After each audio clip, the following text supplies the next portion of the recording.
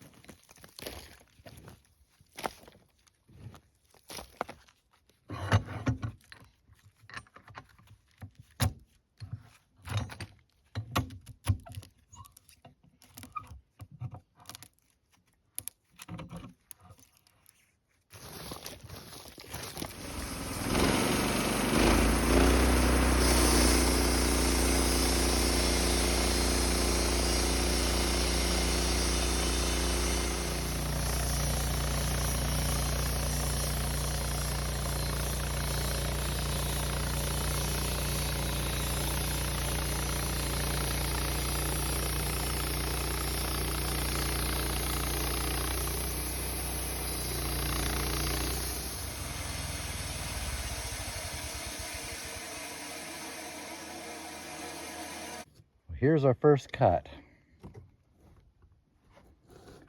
This is what blue sugar pine looks like. We have a lot of bug holes in it.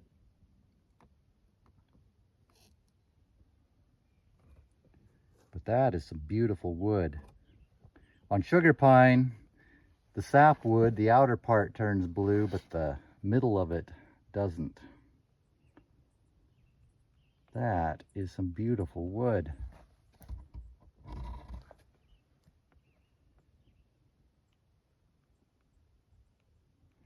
This piece is definitely worth making slabs out of.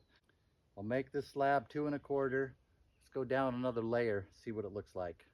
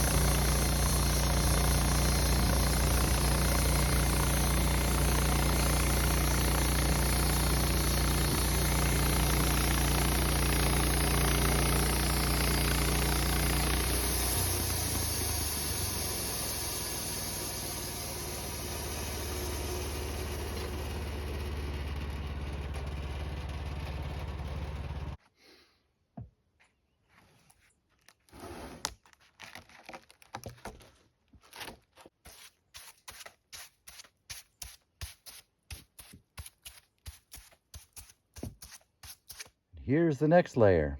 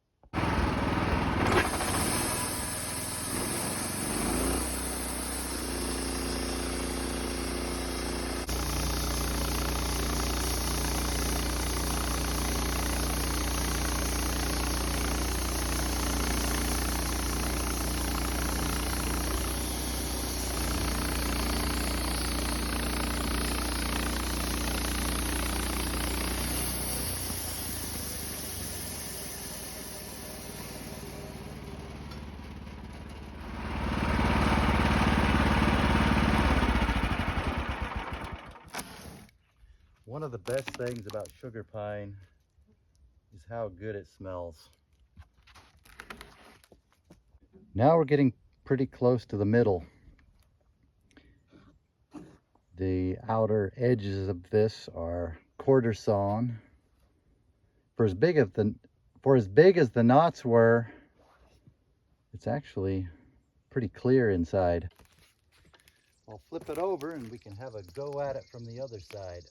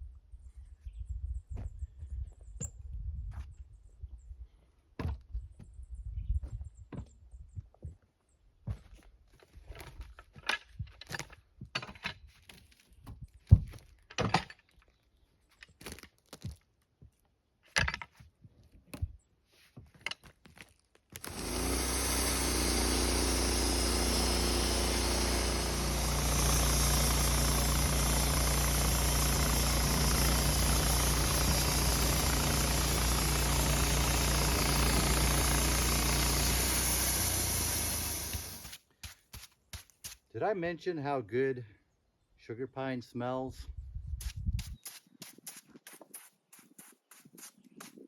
And it'll be that way here for days. The sawdust will be putting out this delicious aroma.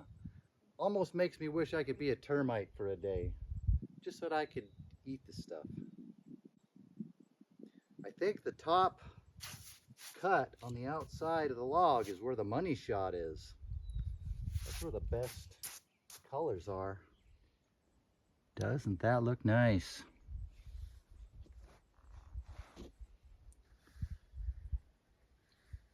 Has all these bug holes in it, but that just gives it character. We have blue, we have yellows, we have browns, we have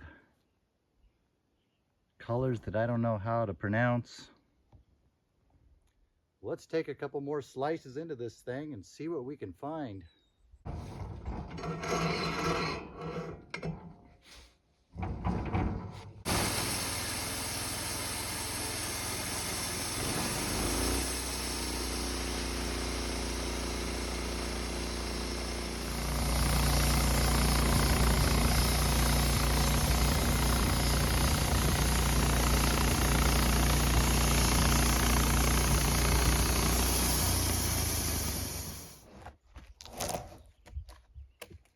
I don't know if the flavor of this would be as good as it smells. I don't really want to try tasting it, but maybe they could make, if they could get a flavor that is good, that tastes as good as sugar pine smells, maybe they could make sugar pine ice cream or something. Nah, that's just silly.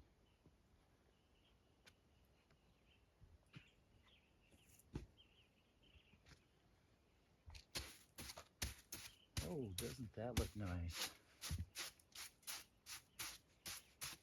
I think this side's better than the other side. I think the first cut on the other side was better than the first cut on this side, but the second cut on this side is better than the second cut on the other side. Did that make any sense? It made sense to me. That's pretty. Would you look at that? I don't think I even need to do the water test on this. It looks good just the way it is.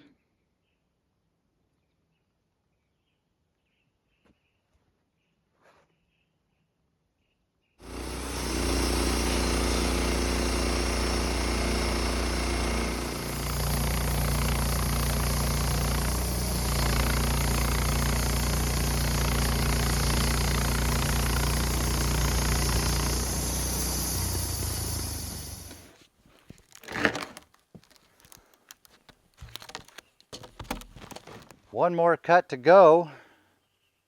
We'll be done.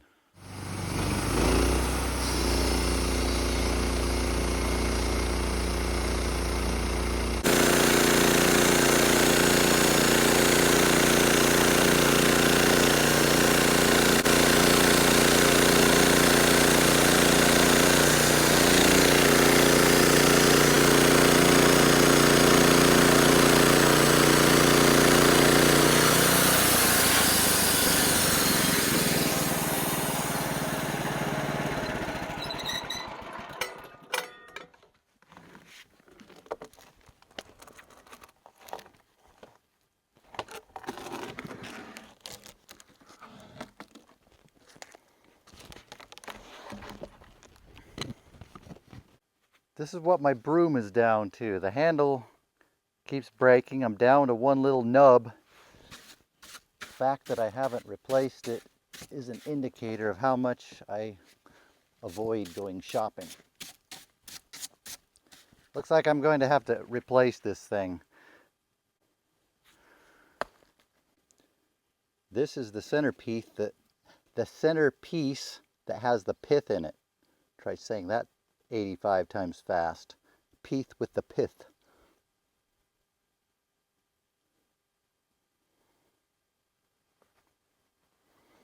What I think this is good for would be to cut out the middle part and use the outer piece between the middle and the outside to put in between the table, or put in between two slabs to make a really wide one.